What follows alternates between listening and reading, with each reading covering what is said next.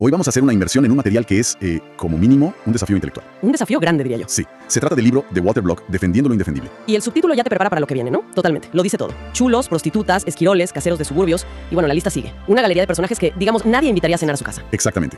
Y creo que es importante aclarar desde el principio cuál es el objetivo aquí. Sí, fundamental. No vamos a emitir juicios morales. Para nada. Lo que haremos es explorar una lógica muy particular, la de Block. La libertaria radical. Eso es. Él plantea que estas figuras que vemos como villanos no solo son inofensivas, desde un principio estricto de no agresión, Sino que incluso pueden ser beneficiosas, hasta heroicas, llega a decir. es una idea muy provocadora. Para entenderla, supongo que hay que empezar por la base de todo, ¿no? El pilar de su filosofía, Absolutamente. Todo el libro se sostiene sobre una sola idea, el axioma de no agresión. que suena simple. En su formulación lo es. Dice que iniciar violencia o la amenaza de violencia contra una persona o su propiedad es siempre ilegítimo. Y la palabra clave ahí es iniciar. Claro, defenderse no es agresión. Y cuando habla de agresión, no se refiere a, no sé, herir los sentimientos de alguien. No, hablamos de actos físicos. Exacto. Robo, asesinato, violación, cosas muy concretas. Lo polémico es que Block agarra este principio y lo aplica de una forma que él mismo llama casi maníaca. A los casos más extremos que se le ocurren. Sí, y su método siempre es el mismo. Sigue 3 pasos. Primero, demuestra que la figura en cuestión no inicia la violencia. Ok. Segundo, argumenta que su actividad, de hecho, beneficia a la sociedad. Y tercero, y esto es clave, concluye que la prohibición de esa actividad es lo que realmente causa el daño. De acuerdo. Pues pongamos a prueba esa lógica. Empecemos con un ejemplo clásico, la prostituta. Un tema cargado de connotaciones. Totalmente. Explotación, degradación. ¿Cómo lo defiende Block? Él lo reduce a su esencia económica más pura. Un intercambio voluntario. Un servicio por dinero, ni más ni menos. Usa una analogía casi tierna. Un lechero y un pastelero que intercambian leche y pasteles. Ambos ganan, ambos lo hacen por voluntad propia. Y la pregunta que deja en el aire es, ¿cuál es la diferencia más allá de nuestros prejuicios? Exacto. Pero, a ver, la objeción más obvia es la explotación. La idea de que nadie elige libremente ser prostituta. Claro, que las circunstancias te empujan. Y él encara esa objeción. ¿Y qué responde? Que toda elección se hace dentro de las alternativas que uno tiene. Si una persona sopesa ventajas como, no sé, alta remuneración por pocas horas, y las desventajas, El estigma, los riesgos. y aún así elige la prostitución por encima de, digamos, trabajar en una fábrica, es porque, desde su punto de vista, es la mejor opción que tiene en ese momento. O sea, prohibirle esa opción no soluciona sus problemas. Al contrario, se los empeora. Le quitas la que ella consideraba su mejor alternativa. Entiendo. Entonces, para Block, las cosas más turbias que asociamos a esto, como las drogas o la violencia, No son inherentes al acto. Son, en gran parte, consecuencias de que sea ilegal. pone el ejemplo de que un carpintero puede ser drogadicto, pero no por eso la carpintería es una mala profesión. Justo eso, separa el acto del contexto ilegal. Y de hecho, lleva la idea más allá. ¿A qué te refieres? Argumenta que todas las relaciones voluntarias, el matrimonio, la amistad, son formas de intercambio. La prostitución es solo una versión más explícita y monetizada. Es una lógica fría, de mercado puro y duro. Y supongo que esa misma lógica la aplica a una figura aún más indefendible, el proxeneta. Precisamente.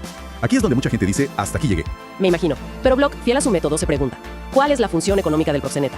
Y su respuesta es, Un agente, un intermediario, como un agente inmobiliario o un representante de actores. tal cual, conecta a la prostituta con el cliente. Pero la imagen que tenemos es la de un explotador violento. Claro, y aquí Block hace una distinción que es crucial. Si un proxeneta usa la violencia, es un criminal, punto. Se le juzga por agresión, por secuestro, por lo que sea. Pero eso no invalida la función en sí. Ya porque un abogado cometa un crimen. Si la relación es voluntaria, Block dice que el proxeneta ofrece servicios valiosos. ¿Como cuáles? Para el cliente, pues le ahorra buscar y le da una especie de garantía. Para la prostituta, los beneficios pueden ser mayores. A ver, Se encarga de la publicidad, de buscar clientes, filtra a tipos peligrosos y, muy importante, en un entorno ilegal le da protección. ¿protección contra la policía o contra otros delincuentes? Claro, es un servicio de gestión y seguridad. Un servicio que ella contrata porque le compensa. Es verlo no como un parásito, sino como un proveedor en un mercado de altísimo riesgo. Esa es la perspectiva. Vale, hasta ahora hemos hablado de intercambios. Pero creo que ahora viene lo más contraintuitivo del libro, cuando analiza los efectos de la prohibición. Hablemos del narcotraficante. Sí, este es uno de los capítulos. Dinamita. Sola fuerte. La tesis de Block es que los peores males de la adicción a drogas como la heroína, El crimen, las muertes, la miseria. todo eso, no es causado por la droga en sí, sino por su prohibición. Esa es una afirmación muy fuerte. ¿Cómo la sostiene? Con una lógica económica que es implacable. La prohibición no elimina la demanda. Solo la empuja a la clandestinidad, Exacto. Y en un mercado clandestino, los riesgos para los vendedores se disparan. Y con ellos, los precios. a niveles astronómicos. El libro daba cifras de la época. Hablaba de unos 35.000 euros al año para mantener el hábito. Una fortuna que la mayoría de adictos no puede ganar legalmente. Ahí está el meollo del asunto. Esa presión económica es lo que los empuja al crimen. Para conseguir el dinero. Claro, para conseguir 35.000 euros en efectivo, se calcula que un ladrón necesita robar bienes por un valor 5 veces mayor, casi 200.000 euros. Multiplica eso por miles de adictos y tienes una epidemia de criminalidad. Una epidemia creada por la prohibición, no por la química de la droga. Y para demostrarlo, usa un ejemplo de contraste que es demoledor. ¿Cuál? Los médicos adictos. ¿Qué pasa con ellos? Hay médicos adictos a la morfina, que es muy similar, y tienen acceso legal y controlado. Muchos llevan vidas productivas durante décadas. Su cuerpo es dependiente, pero su vida no se desmorona. Para Block, esa es la prueba definitiva. El problema no es la adicción química, sino la guerra económica que la prohibición le declara al adicto. Entiendo la lógica económica de verdad, pero de ahí a llamar héroe al narcotraficante, se siente como un salto al vacío. Es que estamos hablando de alguien que se beneficia de la adicción. Claro. ¿Cómo justifica Block esa palabra tan cargada? Ahí está la paradoja que tanto le gusta a Block. En este escenario perverso creado por la prohibición, pregúntate, ¿quién alivia la situación y quién la empeora? A ver, Las fuerzas del orden, la policía antivicio, al incautar drogas, reducen la oferta. lo que hace que los precios suban todavía más. Y por lo tanto, que el crimen aumente. Ok. El narcotraficante, motivado solo por su propio beneficio, hace justo lo contrario, ¿Arriesga su libertad? para aumentar la oferta de la droga en el mercado. Y por ley de oferta y demanda, a mayor oferta, los precios son más bajos de lo que serían si no estuviera él. Precisamente. Entonces, irónicamente, su actividad egoísta mitiga un poco el problema que el propio Estado ha creado. Alivia la presión sobre el adicto para cometer crímenes. Sin pretenderlo, claro. En este sistema, él se convierte en una fuerza que alivia el sufrimiento social, mientras la policía lo exacerba. De ahí la provocación de llamarlo héroe. Es una inversión total de los roles. Una locura. Hasta ahora, todos los ejemplos son sobre vicios, pero él aplica esta lógica a otros ámbitos, ¿verdad? Por ejemplo, defiende al casero de suburbios. Sí, y este ejemplo es interesante porque nos saca del crimen y nos mete en la economía del día a día. El slumlord, como se dice en inglés. Una figura universalmente despreciada. El que se aprovecha de los pobres, alquilando viviendas de mala calidad. La imagen clásica del explotador que no arregla nada y deja que todo se caiga a pedazos. Esa es la imagen, pero Block nos pide que miremos la alternativa. Los inquilinos de esos edificios tienen ingresos muy bajos. Viven ahí porque es lo único que pueden pagar. Exacto. El casero está proveyendo un servicio esencial, un techo, al precio más bajo posible del mercado. Vale. Si lo obligaras por ley a hacer mejoras carísimas, no sé, poner calefacción central, ventanas nuevas, Tendría que subir el alquiler para cubrir los gastos. y sus inquilinos actuales ya no podrían pagarlo, se quedarían en la calle. Así que el casero no crea la pobreza. Ofrece una solución, aunque sea imperfecta, a un problema que ya existe. Provee el tipo de vivienda que sus clientes demandan y pueden pagar. Irregular para mejorar la calidad acaba perjudicando a los más vulnerables. Es la misma lógica de consecuencias no deseadas, una y otra vez. Y si pensábamos que esto era difícil de aceptar, creo que llegamos al que para mí es el más complicado de todos. El jefe final del libro, como dicen. El chantajista. ¿Cómo es posible siquiera empezar a defender eso? Es que parece la encarnación de la coacción inmoral. Totalmente. Pero, de nuevo, Block lo analiza fríamente con su principio. ¿Qué es el chantaje? Es una oferta de intercambio. Te vendo mi silencio por dinero. Exacto. El chantajista no te amenaza con iniciar violencia física. Pero se siente como una amenaza. Es una amenaza. Y aquí está la distinción filosófica que es la clave de todo. Una amenaza de violencia, como dame tu cartera o te disparo, es ilegítima porque amenaza con un acto ilegítimo. El disparo. Claro. El chantajista, en cambio, amenaza con hacer algo que tiene todo el derecho legal a hacer. ¿Qué es? Ejercer su libertad de expresión y revelar información, por más incómoda que sea. Como el acto de hablar es legal, la oferta de no hablar a cambio de dinero no puede ser una agresión. Para que se entienda mejor, él lo compara con otra figura. Sí, y esta comparación es el núcleo de su argumento. Lo compara con el cotilla, el chismoso. Ok. Imagina que alguien descubre un secreto tuyo. El chismoso va y lo cuenta a todo el mundo, por pura maldad o por gusto, y destruye tu reputación. No te da ninguna opción. Te arruina la vida gratis. El chantajista, en cambio, al menos te ofrece una salida. Te da la oportunidad de comprar su silencio. Desde esta perspectiva puramente lógica, Block argumenta que el chantajista es moralmente superior al chismoso. Es una lógica impecable dentro de su sistema, pero choca de frente con nuestra intuición. Es muy incómodo de pensar. Totalmente. Y no se queda ahí, incluso le atribuye efectos sociales positivos. ¿Al chantaje? Sí, primero dice que actúa como un disuasivo contra criminales de verdad. Un político corrupto teme ser expuesto y el chantaje añade una capa de riesgo. Ok, eso tiene cierto sentido. Y segundo, y esto es más sutil, argumenta que fuerza a la sociedad a confrontar sus tabús. ¿Cómo? Usa el ejemplo histórico de la homosexualidad. El chantaje a personas homosexuales, aunque era terrible, hizo visible una realidad que la sociedad ignoraba. Y al hacerlo, paradójicamente, pudo haber contribuido a largo plazo a su liberación. El arma del chantajista, insiste Block, es la verdad. Bien. Creo que hemos recorrido algunos de los terrenos más pantanosos del libro. Sin duda. Si tuviéramos que resumir la idea central, yo diría que defendiendo lo indefendible es ante todo un ejercicio de coherencia radical. De llevar un principio hasta sus últimas consecuencias. Sí, tomar la no agresión y aplicarla sin importar lo incómodo o impopular que sea, para defender el mercado libre en sus expresiones más extremas. Absolutamente. Y es fundamental recordar lo que dijiste al inicio. El libro no dice que estas actividades sean buenas. No es una defensa moral. Para nada. Lo que argumenta es que usar la violencia del Estado para prohibirlas causa un daño mucho mayor. Genera mercados negros, crimen, consecuencias perversas. Que son peores que la enfermedad que se quería curar. Exacto. Y lo aplica a docenas de otras figuras. El especulador que estabiliza precios, el avaro que al acaparar dinero aumenta el poder adquisitivo del resto. Todos héroes involuntarios del mercado. Lo que nos lleva a la reflexión final del libro, que es quizás la idea más profunda de todas. A ver. Block plantea que el estatus heroico de todos estos personajes depende exclusivamente del tratamiento injusto que reciben. ¿Qué significa eso exactamente? Su heroísmo no es algo intrínseco. Significa que si siguiéramos sus consejos, si se legalizara la prostitución, las drogas, el chantaje, si todo eso dejara de ser perseguido, estas personas dejarían de ser héroes. Inmediatamente. Simplemente serían empresarios. El proxeneta sería un agente de talentos. El narcotraficante, un farmacéutico. El usurero, un inversor de alto riesgo. Su heroísmo es un artefacto, una consecuencia de la prohibición. Solo son héroes porque operan y proveen un servicio a pesar del inmenso riesgo que la sociedad les impone. Es una paradoja increíble. El heroísmo nace de la opresión. Exacto. Y esa es la pregunta que el libro deja flotando. La única manera de quitarles su estatus de héroes, según este análisis, es dejar de considerarlos villanos. Es romper las cadenas legales y sociales que hemos creado. Y la pregunta final es, ¿qué nos dice eso sobre cómo definimos el bien y el mal en nuestra economía y en nuestra sociedad? Tenemos sobre la mesa los libros Defendiendo lo indefendible y su secuela, del economista Walter Block. Un autor que básicamente se dedicó a buscar las figuras más odiadas de la sociedad. Y a tratar de argumentar que no solo son inofensivas, sino que a veces, y aquí viene lo fuerte, son hasta heroicas. Es una premisa deliberadamente provocadora, sin duda, pero creo que la misión de nuestro análisis hoy no es tanto estar de acuerdo o no con él, No, para nada. sino más bien entender la herramienta que usa para construir todos sus argumentos, porque es una sola, un único y muy riguroso principio filosófico. Exacto. Queremos desarmar ese principio, el axioma de la no agresión. Y para hacerlo, vamos a ver cómo Block lo aplica en 3 campos de batalla, digamos. El mundo corporativo, las luchas laborales y una situación de crisis humanitaria. Los ejemplos más controvertidos. Los más controvertidos, para ver hasta dónde puede llegar esta lógica. Perfecto, pues, a ver, empecemos por definir esa herramienta. El axioma de la no agresión, como lo presenta Block, es radicalmente simple. En la superficie, al menos. Sí. Dice que cualquier interacción pacífica y voluntaria entre adultos que consienten es legítima. Punto. La única acción inmoral y que debería ser ilegal es iniciar la fuerza física o la amenaza de fuerza contra una persona o su propiedad. Dicho así, suena algo con lo que casi todo el mundo estaría de acuerdo, ¿no? Claro. No pegar, no robar, es como la base de la convivencia. Pero aquí es donde Block le da un giro que lo cambia todo. Aquí es donde se pone interesante. Para él, este principio no es solo una guía para ti y para mí. Ajá. Es una regla universal que debe aplicarse, y aquí está la clave, sobre todo al actor con el mayor poder de todos, el Estado. ahí está el punto. Desde su perspectiva, casi todas las leyes, o sea, impuestos, regulaciones, prohibiciones, son en el fondo una forma de agresión. Porque usan la amenaza de la fuerza. Exacto. Usan la amenaza de la fuerza para impedir que adultos pacíficos lleguen a acuerdos que ellos quieren. Esta es la lente, el filtro, a través del cual analiza a todos sus héroes. Ok, pues usemos esa lente. Empecemos por el mundo de las altas finanzas, con una figura que el cine nos ha enseñado a despreciar. ¿Gordon Gekko? El tiburón financiero, el Gordon Gekko de la película Wall Street, ¿no? El arquetipo de la codicia que compra empresas solo para despedazarlas. Sí, la percepción es que es un destructor de valor. Pero en el análisis de Block, este personaje es todo lo contrario. ¿Qué es entonces? Es un mecanismo de mercado, casi un anticuerpo contra la mala gestión corporativa. Su argumento es que el tiburón no ataca a empresas sanas, ataca a empresas que ya están enfermas. ¿Enfermas en qué sentido? En el sentido de que están infravaloradas. O sea, imagina una compañía con una gerencia mediocre.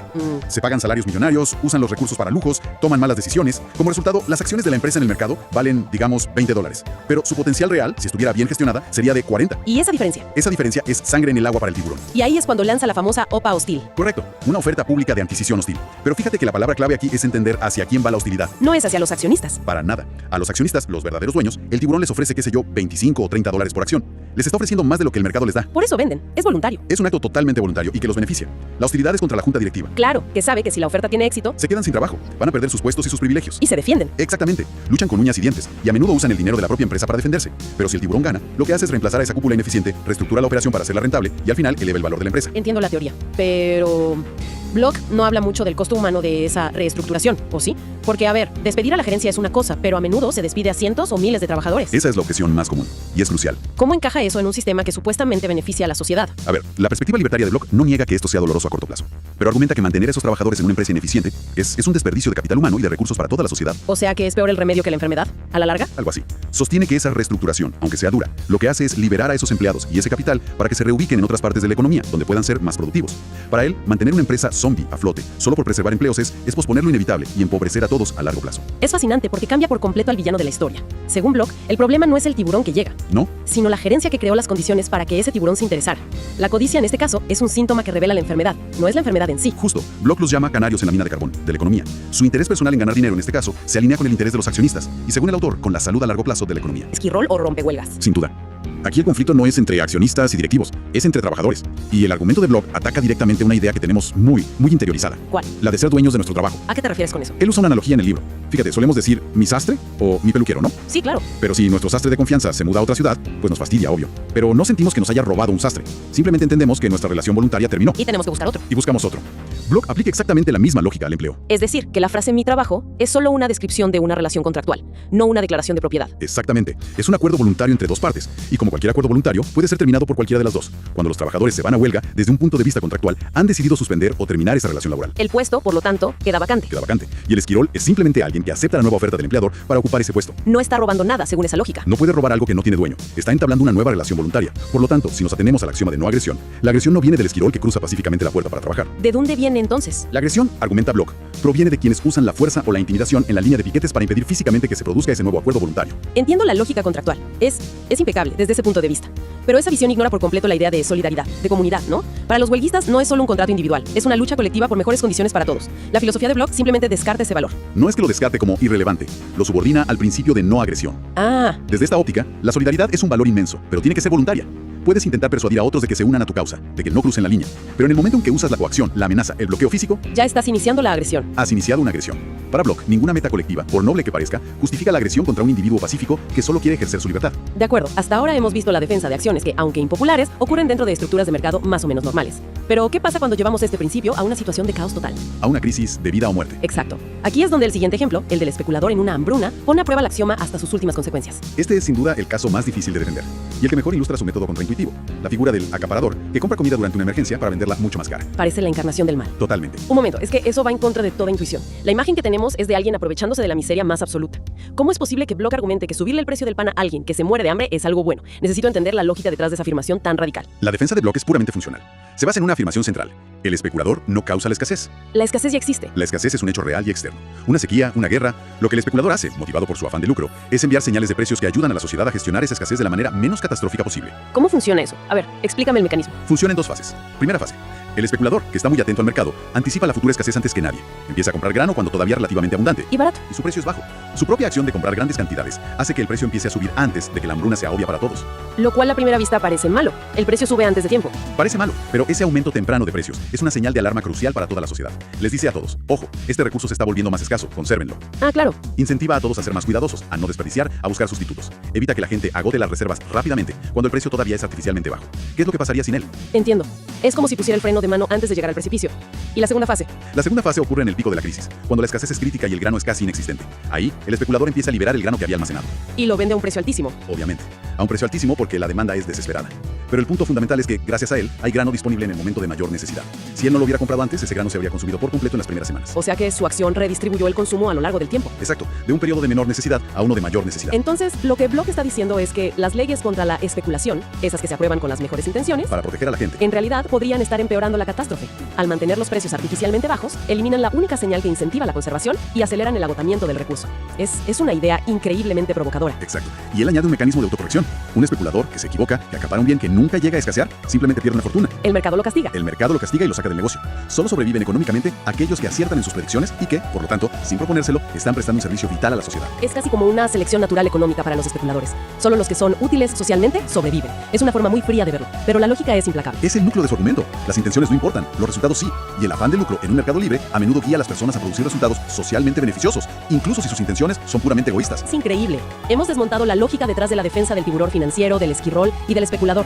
Y en los tres casos, el argumento se sostiene aplicando de forma férrea un solo principio. Uno solo. Si la acción no implica el inicio de la fuerza, no solo es legítima, sino que probablemente cumple una función económica que no vemos a simple vista. Lo que subyace en todo esto, y es la gran idea de Block, es una confianza radical en que los intercambios libres, las señales de precios, resuelven problemas de formas mucho más eficientes de lo que cualquier planificador central podría imaginar. Claro. Él argumenta que muchos de los males que atribuimos al mercado son en realidad las consecuencias perversas de la intervención del gobierno, que distorsiona esas señales, controles de precios, leyes laborales, regulaciones. Y esto nos lleva a un pensamiento final para la reflexión. Los libros de Block no se detienen en estos tres ejemplos. Defiende a decenas de otras figuras, desde el chantajista, Que es un caso complicadísimo. argumentando que solo amenaza con ejercer su libertad de expresión, hasta quien niega la propiedad intelectual o el falsificador de dinero si lo que falsifica es una moneda estatal que él ya considera fraudulenta. Son casos que llevan el principio a sus límites lógicos y morales. Exacto. Y eso nos deja con una pregunta que va más allá de estos libros.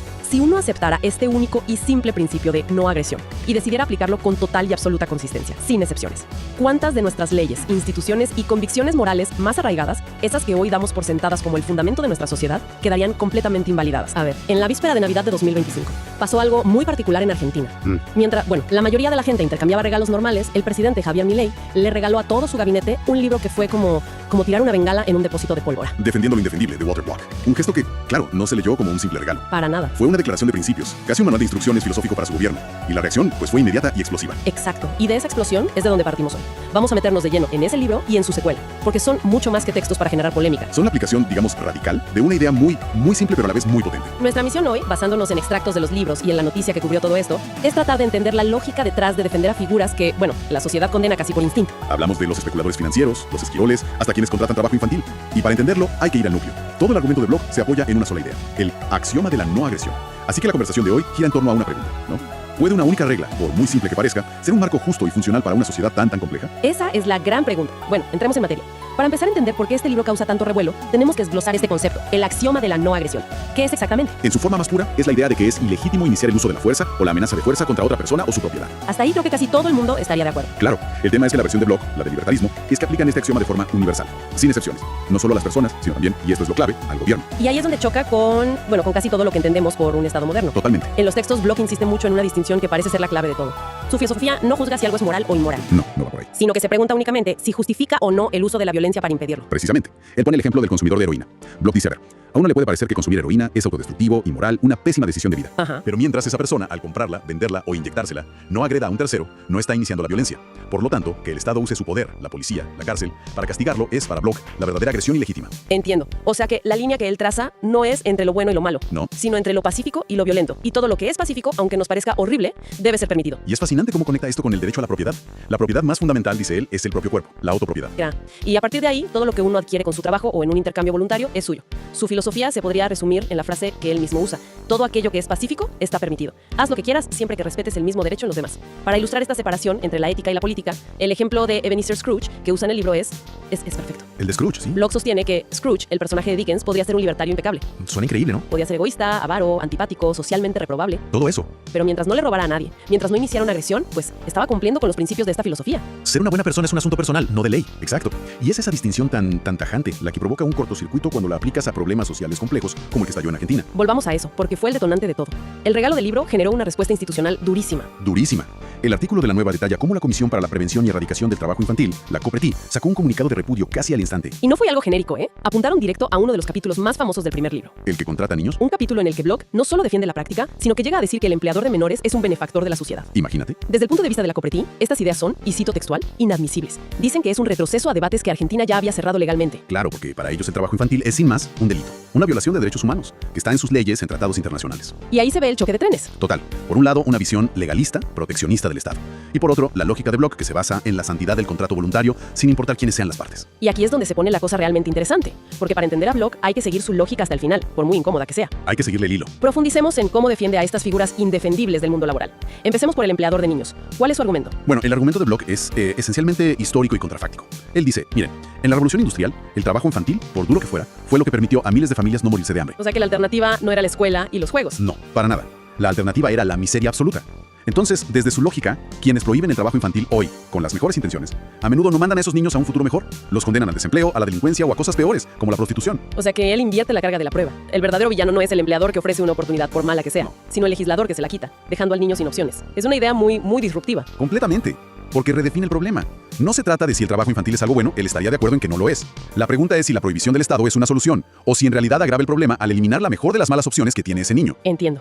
El argumento es que prohibir un contrato voluntario, por bien intencionado que sea, perjudica al que se supone que quieres proteger. Y me imagino que esa misma lógica la aplica a otra figura odiada, el esquirol. Es exactamente el mismo principio. El esquirol, el rompehuelgas, es simplemente alguien que quiere aceptar una oferta de trabajo. Está ejerciendo su libertad. Exacto. Está firmando un contrato voluntario. Quienes se lo impiden, los huelguistas en el piquete, son los que para Block inician la agresión. Y va más allá. Critica a los sindicatos diciendo que muchas veces operan con coerción, ya sea física en los piquetes o legal, con leyes que les dan privilegios para impedir que otros trabajen. Y llegamos a una figura que a todos nos incomoda. La persona que despide gente. El verdugo de la empresa. Generalmente es el malo de la película, pero Block supongo le da una vuelta de tuerca a esto. Aquí está una de las ideas clave del libro, que es un cambio de paradigma total. Block dice que el error está en la frase mi trabajo. ¿En la frase? Sí, porque mi implica posesión, como si el trabajo fuera una propiedad tuya. Y para él, eso es incorrecto. Un trabajo es una relación, un acuerdo voluntario de servicio. Es como si un sastre dijera mi cliente. El cliente es libre de irse a otra sastrería, y no por eso le está robando algo. Esa es la analogía perfecta. Para Block, despedir a alguien no es un acto de agresión, es terminar una asociación que fue voluntaria desde el principio. La verdadera agresión sería forzar al empleador a seguir pagando a alguien que ya no quiere emplear. Sería como una especie de esclavitud. Una esclavitud parcial, sí. Al cambiar el enfoque, el despido pasa de ser un ataque personal a una simple decisión de negocios. Y esta defensa tan fuerte del libre mercado lo lleva a chocar con ideas muy comunes sobre la globalización. Por ejemplo, la crítica a las multinacionales que exportan empleos. Él cree que esa es una de las grandes falacias económicas. La gente piensa que la alternativa es producir en tu país o producir afuera. Pero Block dice que no, que a menudo la verdadera alternativa es producir afuera o no producir en absoluto. Porque los costos locales harían que la empresa simplemente no fuera competitiva. Exacto, quebraría. Entonces el empleo no se exporta, se crea donde es viable. Y de no ser así, simplemente no existiría. Claro. Y argumenta que este proceso, aunque a corto plazo puede ser doloroso para algunos, a largo plazo genera una riqueza inmensa para todos. Da un dato muy revelador. El 95% de los empleos de hoy no existían hace 200 años. La famosa destrucción creativa. Justo eso. La destrucción de unos empleos libera capital y gente para crear otros nuevos y mejores. Esto me lleva directo a otra de sus figuras heroicas. El tiburón financiero, el especulador, la personificación del capitalismo salvaje para muchos. Y para Block es un héroe económico. Argumenta que el término OPA hostil está mal enfocado. No es hostil para los accionistas, que venden sus acciones voluntariamente a un precio mejor. ¿Para quién es hostil entonces? Es hostil, dice él, para una junta directiva ineficiente que está malgastando los recursos de la empresa. El especulador es como un doctor que ve a una empresa enferma, la interviene, la sanea y la vuelve productiva. Y en el proceso beneficia a los consumidores y a la economía. Al asignar los recursos de manera más eficiente, sí. Y su lógica contra el miedo a la tecnología, con la figura del robot, el autómata, va por la misma línea. Los luditas modernos, exacto, así los llama. Su argumento es el mismo que con la globalización. La automatización no destruye riqueza, la crea a una escala masiva. El dinero que una empresa se ahorra con un robot no se quema, se invierte o se gasta en otra cosa. Se invierte en nuevas empresas, se gasta en nuevos productos, y eso crea industrias y empleos que hoy ni siquiera podemos imaginar. Para él, es una bendición para liberar a la humanidad del trabajo pesado. A ver, si juntamos todo esto, lo que Block está diciendo es que casi todas nuestras protecciones sociales y regulaciones económicas, desde las leyes de trabajo infantil hasta las barreras comerciales, son, en su opinión, actos de agresión del Estado. Actos de agresión del Estado que, aunque bien intencionados, terminan empobreciéndonos. Es una idea potentísima. Es la base de toda su obra, pero la parte económica, aunque polémica, es casi la más fácil de debatir. Donde sus ideas generan un rechazo visceral, es cuando aplica el mismo principio a temas sociales. Sí, porque los libros no se detienen ahí, y aquí es donde muchos encuentran el punto más difícil de aceptar. Block también defiende al sexista, al homófobo y al propagador de estereotipos. Y de nuevo, para entenderlo, hay que volver rígidamente al axioma de la no agresión, a esa distinción entre creencia y acción violenta. Ajá. Block diría que tener una creencia sexista u homófoba puede ser moralmente repugnante, pero la creencia en sí no es una agresión. Un momento. ¿Y el acto de discriminar? El dueño de una tienda que se niega a contratar a alguien por su orientación sexual, por ejemplo, eso ya no es solo una creencia. ¿Block de verdad pone eso en el mismo plano que, no sé, no contratar a alguien porque no tiene experiencia? Desde su lógica sí, y aquí es donde su argumento se vuelve más controvertido. Para él, el acto de decidir con quién te asocias, en un negocio, una amistad, un trabajo, es un ejercicio fundamental de tu derecho de propiedad y tu libertad personal. Pero Él argumenta que todos discriminamos todo el tiempo. Elegimos a nuestros amigos por sus valores, a nuestras parejas por ciertos atributos. El problema para Block no es la discriminación privada, sino cuando el Estado impone leyes antidiscriminación, porque eso es usar la fuerza para obligar a una persona a asociarse con quien no desea. Es coerción. o sea que para él, la libertad de asociación incluye la libertad de no asociarse por los motivos que sean, aunque esos motivos nos parezcan odiosos. Exactamente. Para él, la solución a la intolerancia no es la ley, es el boicot social, la presión del mercado. Un negocio abiertamente racista, por ejemplo, perdería clientes, empleados y tendería a quebrar en una sociedad libre. La solución es social, no legal. En los textos también usa un ejemplo que parece más trivial, pero que ilustra un punto de fondo. La mujer que hace topless en una playa pública. Usa ese caso para lanzar una crítica más amplia a la idea misma de propiedad pública. Argumenta que el conflicto, se permite o no, solo existe porque la playa es un espacio público, sin un dueño claro que ponga las reglas. Claro. En una sociedad donde toda la propiedad fuera privada, el problema se disuelve. Si la playa es del club familiar, pues lo prohibirán. Si es de un club naturista, lo exigirán. Si es de un hotel, su dueño decidirá. No habría un conflicto legal, sino decisiones de propietarios. Y elecciones de consumidores, exacto. Entonces, resumiendo todo este recorrido, la filosofía de Walter Block es la aplicación implacable, consistente de un solo principio: no iniciar la agresión a cada faceta de la vida. Y el resultado es un cuestionamiento radical al rol del Estado y una redefinición de lo que es legítimo. Separa lo que la sociedad considera inmoral de lo que es ilegítimo. Así es. Lo ilegítimo para él es únicamente aquello que implique el inicio de la fuerza. Por eso sus héroes son estas figuras tan mal vistas, porque desde su punto de vista actúan pacíficamente a través de intercambios voluntarios. Y a menudo desafiando prohibiciones del Estado que él considera la verdadera fuente del daño. Exacto. Esta exploración, independientemente de si uno está de acuerdo o no, ofrece un marco muy claro para entender una perspectiva libertaria radical. Obliga a reexaminar conceptos que damos por sentados como propiedad, consentimiento, el rol del gobierno. Totalmente.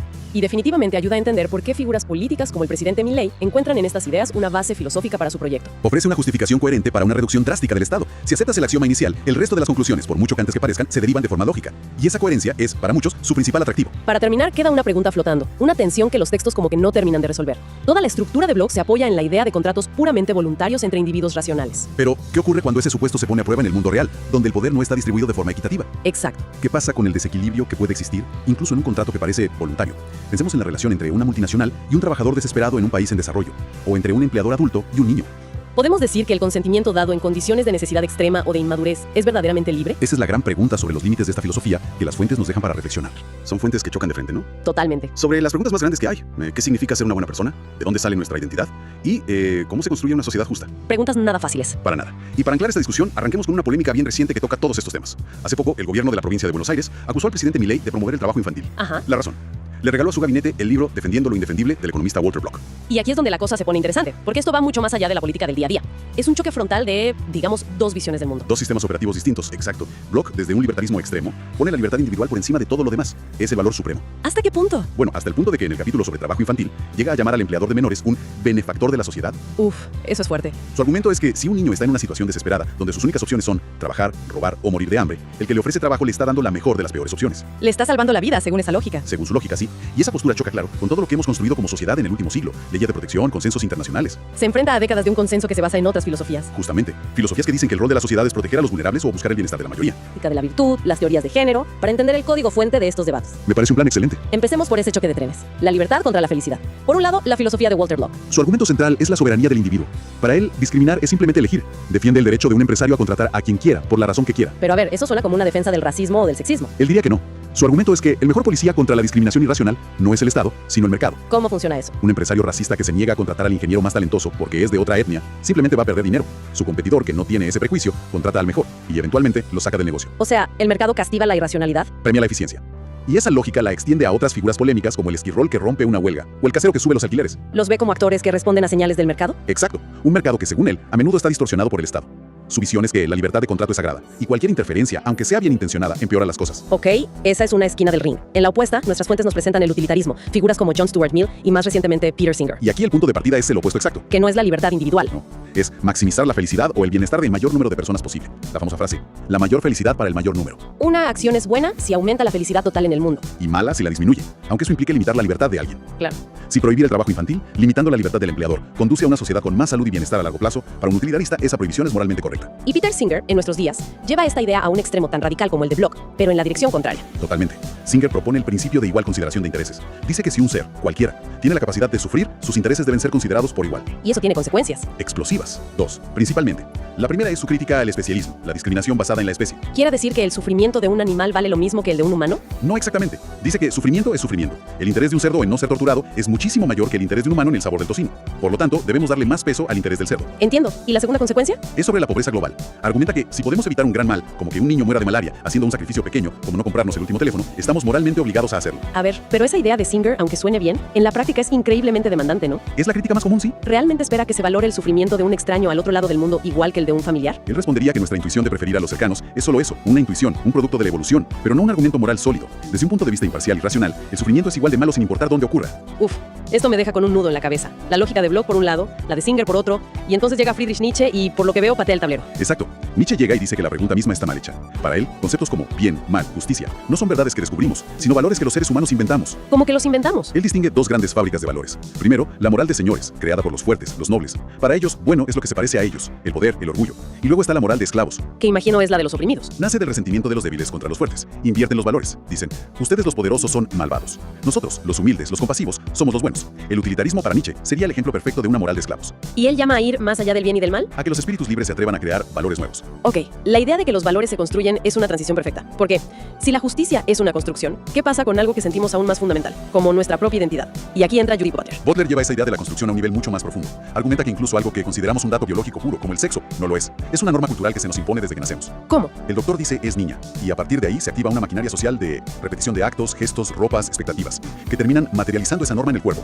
A eso le llama performatividad. Un momento, déjame procesar eso. ¿Me estás diciendo que el sexo biológico no es un dato de la naturaleza, sino una imposición cultural? Suena muy radical. Es radical, y a menudo se malinterpreta. Butler usa una analogía, aprender un idioma. Al principio repetimos sonidos y reglas ajenas, pero con los años el idioma se vuelve parte de nosotros, moldea cómo pensamos, se siente natural. Como si siempre hubiera estado ahí. Exacto. Ella dice que el género e incluso el sexo funcionan así. Son guiones sociales que, de tanto repetirlos, producen la apariencia de una esencia natural. No es algo que eres, es algo que haces sin parar. Y claro, si hay una norma, por definición tiene que haber gente que no encaja. Justamente, la norma se define por lo que excluye. Y para desafiar este sistema, Butler juega con sus símbolos. Por ejemplo, al proponer la idea de un falo lesbiana, hace un cortocircuito. Eso suena increíblemente denso. ¿Qué significa en la práctica? Significa desacoplar el poder de la anatomía.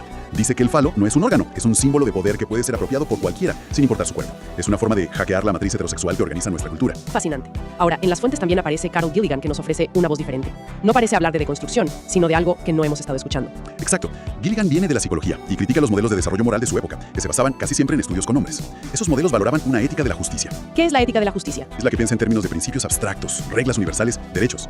Y como resultado, cuando estudiaban a las niñas, su razonamiento moral parecía inferior. Porque no encajaba en ese molde. Precisamente, Gilligan descubrió que muchas mujeres no razonaban tanto desde la justicia, sino desde una ética del cuidado. Que no se pregunta cuál es la regla, sino Cómo podemos mantener las relaciones y evitar el daño. Prioriza la responsabilidad, la empatía y el contexto específico de cada situación. el ejemplo clásico es el dilema de Heinz, un hombre que no tiene dinero para una medicina que salvaría a su esposa. Debe robarla. Claro, la ética de la justicia lo ve como un problema de lógica, vida contra propiedad, un cálculo. La ética del cuidado buscaría hablar con el farmacéutico, encontrar otra solución, mediar. Busca minimizar el daño a todos. Eso es. Gilligan no dice que una sea mejor que otra. Dice que una visión moral madura necesita integrar ambas voces. Hemos estado aplaudiendo con una sola mano. Entiendo. ¿Y por qué nos debería importar esto hoy? Porque explica muchas dinámicas diarias. En una reunión de negocios, alguien se enfoca en los números, en el contrato, la ética de la justicia. Otra persona se preocupa por cómo la decisión afectará al equipo, a los clientes, la ética del cuidado. Ambas son necesarias. Después de este recorrido, la sensación es de un caos filosófico. Y parece que Alasdair MacIntyre diría, sí, exactamente, ese es el problema. MacIntyre es el gran diagnosticador de nuestra era. Dice que el debate moral moderno es un diálogo de sordos. Usa una analogía genial. A ver, Imagina que somos chefs discutiendo, pero cada uno tiene un libro de cocina distinto y a todos les faltan páginas. Uno tiene fragmentos de cocina francesa, otro de japonesa. Discuten a gritos sobre si falta sal o picante, sin darse cuenta de que intentan cocinar platos distintos y que les falta la receta completa. o sea que heredamos conceptos como justicia o derechos, pero perdimos el manual de instrucciones. Hemos perdido el contexto. Y en particular, una idea que era central para los antiguos, el telos, un fin o propósito compartido para la vida humana. Y sin eso, Nuestros argumentos morales se convierten en lo que él llama emotivismo, meras expresiones de sentimientos. Esto está mal, en realidad solo significa a mí no me gusta. su solución es volver a una ética de las virtudes, basada en tradiciones. Pero en un mundo globalizado, ¿cómo encontramos un terreno común? Aquí es donde el trabajo de Amartya Sen y Martha Nussbaum parece ofrecer una salida. Proponen una alternativa muy poderosa, el enfoque de las capacidades. ¿De qué se trata? En lugar de medir el desarrollo por el dinero o la felicidad, se hacen una pregunta mucho más concreta. ¿Qué es lo que las personas son realmente capaces de hacer y de ser? A estas cosas las llaman funcionamientos. Estar bien nutrido, tener salud, poder leer. Y la capacidad es el conjunto de todas esas cosas que podrías llegar a ser. Exacto. Es tu libertad real para elegir una vida que tengas razones para valorar. El objetivo de una sociedad justa para ellos no es que todos ganen lo mismo, sino asegurar que todos tengan un umbral mínimo de capacidades fundamentales. Volvamos al inicio por un momento. ¿Cómo verían Sen y Nussbaum el debate sobre el trabajo infantil? Esta es la clave. Harían una pregunta totalmente distinta. No, es una elección libre, como Bloch. ni aumenta la felicidad general. ¿Qué preguntarían? Preguntarían, ¿ese trabajo expande o destruye las capacidades fundamentales de ese niño para el resto de su vida? La capacidad de jugar, de educarse, de estar sano. Y la respuesta es bastante obvia. Aniquila esas capacidades futuras. Es un enfoque centrado en la libertad real para florecer. Exactamente. Para cerrar este mapa tan complejo, tenemos a David Hume, que nos devuelve algo mucho más básico. Hume, con su calma escocesa, nos diría que todos estos sistemas racionales están olvidando lo más importante. Su famosa frase es, la razón es y solo debe ser esclava de las pasiones. La moral no nace de la lógica fría. Nace del sentimiento, específicamente de la simpatía, nuestra capacidad de conectar con lo que sienten los otros. O sea que una acción es buena no porque siga una regla, sino porque nos hace sentir bien al verla. Exacto. Vemos a alguien ayudar a una persona mayor y sentimos una aprobación. Vemos un acto de crueldad y sentimos un rechazo visceral. Esos sentimientos compartidos son el verdadero fundamento de la moral. La razón viene después, a justificar lo que ya sentimos. ¡Qué viaje! Hemos pasado por la libertad radical de Bloch, la felicidad colectiva de Mill y Singer, la idea de Nietzsche de que todo es una invención, La identidad performativa de Butler, la ética del cuidado de Gilligan, la tradición perdida de McIntyre y las capacidades de Zen. y Hume, recordándonos que debajo de todo eso quizás solo hay sentimiento. Ningún sistema nos da la respuesta final, pero son como lentes distintos. Nos permiten ver las lógicas que operan bajo la superficie de nuestras discusiones. Exacto. Y eso nos lleva de vuelta a la controversia inicial, la de Milley y el libro de Bloch. Ahora podemos ver que no es solo una pelea política. Es un choque de sistemas operativos. Un lado corre con el OS Libertad de Bloch, el otro corre con un OS Bienestar Colectivo, una mezcla de Mill y Zen. Y ninguno es objetivamente el correcto.